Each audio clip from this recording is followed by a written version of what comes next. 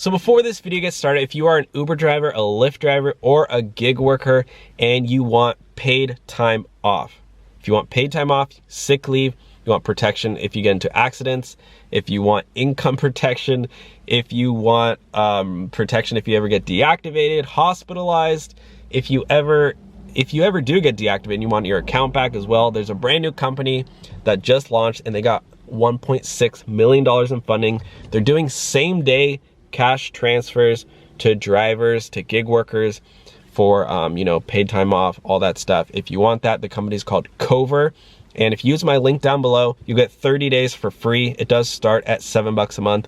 But again, if you use my link, you get 30 days for free. No commitments, no annual contracts. You can cancel and pause at any time. The company is called Cover. At least check it out. At least click my link down below and accept that gift of 30 days for free. And now let's get on to the video. Hey everyone, how's it going? Welcome back to the Rideshare Hub. My name is Dylan. Thank you so much for coming by. So in today's video, we're talking about a recent interview that just happened with Uber CEO Dara Khosrowshahi, where he said that an employee type model would have to make him eliminate 80% of drivers. Basically, anybody who drives part-time and is not a full-time driver. And he even said that he was have to raise rates for passengers, which would mean less rides altogether.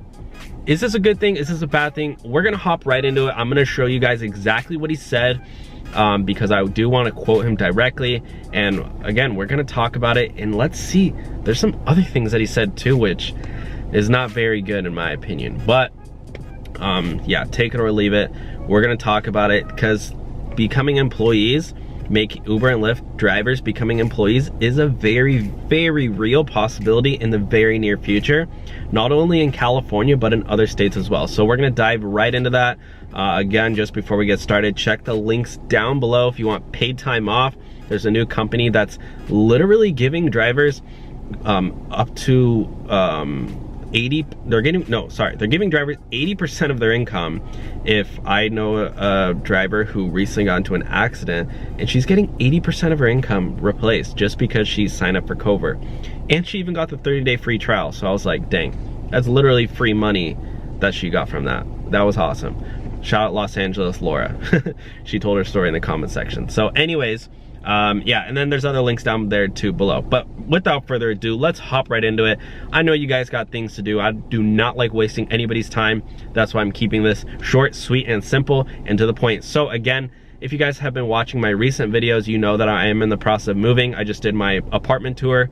I told you guys how much money I pay for my apartment in Los Angeles, which some of you guys, holy crap, you guys pay hardly anything to live. And I'm paying literally, well, I live in a pretty expensive apartment, even though it's not even that nice. But I'm in the process of moving, and I mean, it's a decent apartment, don't get me wrong, but you know, compared to what you guys pay, holy. But anyways, I'm in the process of moving, and I'm still getting these videos out for you. So if you could leave the video a thumbs up, I would appreciate it, just to show appreciation for me still filming these videos while all this madness is going on. I'm not sleeping, but hey, I'm getting the videos out. So this is on TheVerge.com, guys. The Verge, what a fabulous website, by the way. Uber CEO on the fight in California. We can't go out and hire 50,000 people overnight. Look at him. He's serious. In a podcast interview, Dara Khosrowshahi rejected the notion that Uber will hire its drivers in California. This was right when they were going to shut down, as you guys may have heard. Uber and Lyft are not shutting down quite yet. They did get an extension on their shutdown. In a podcast interview Wednesday on their court appeal, basically, their time to appeal. Uber CEO Dara on a higher court stepped into the lower court. By the way, Chris from Real Rideshare Stories, shout out to you, dude. He explained this to me. He goes, oh, okay, lower court is the first, and then an upper court is the appeals court, who can overturn a lower court's decision. So the upper court or whatever, basically overruled that, which is really good news for Uber and Lyft. However, it doesn't mean that, you know, it's the end all be all. This is his direct quote, guys. By the way, shout out to Get Upside for paying for my Dunkin' Donuts coffee. It's a cashback app, link in description. I get free coffee. I'm not complaining at all. No more headaches for for Dylan. Oh my God, thank you, Get Upside. Link in description. Here we go. We can't go out and hire 50,000 people overnight. By the way, do you guys want rideshare face masks? I'm thinking about creating face masks and selling them. Would you guys buy them? If they had like, I don't know, some, like a, I don't know, Uber face mask. Coach Asari said on the Pivots, that might be kind of funny, podcast hosted by Cara Swisher and Scott Galloway, everything that we have built is based on this platform that brings people who want transportation or delivery together. You can't flip that overnight. By the way, Get Upside also bought me breakfast too. I'm literally eating for free because of Get Upside. Last week, California Superior Court Judge Ethan Skolman ordered Uber and Lyft to comply with AB 5. To state the obvious, drivers are central, not tangential to Uber and Lyft's entire ride-hailing business. So back in the day, well, this was even less than a year ago, but it seems like centuries ago, the court ordered Uber and Lyft to comply with AB 5. Sorry, they created the bill AB 5. Uber and Lyft said it didn't apply to them because drivers weren't core to their business model, which made a lot of drivers pretty upset.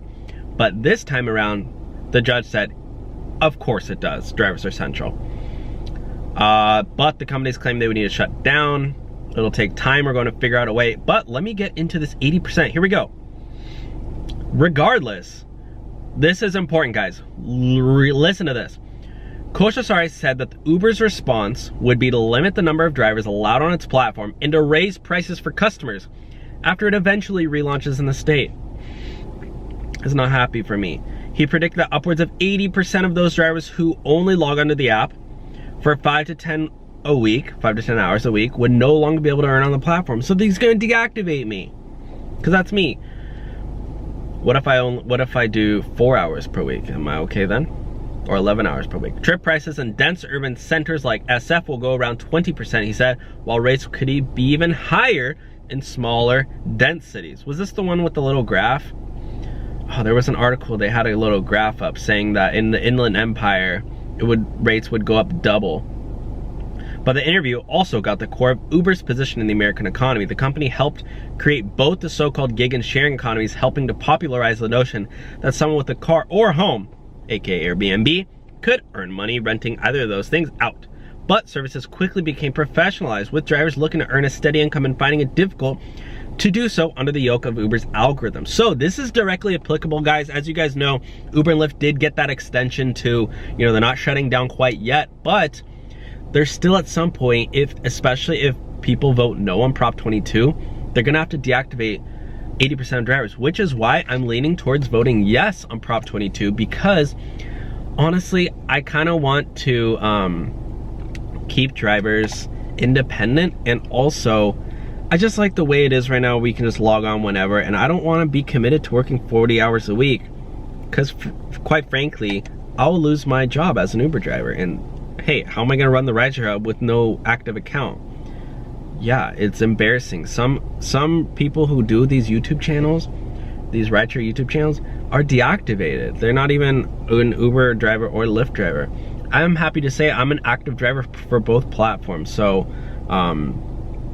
yeah, I don't want to lose my account, or else I feel like I'm gonna kind of be a fake Rideshare YouTuber.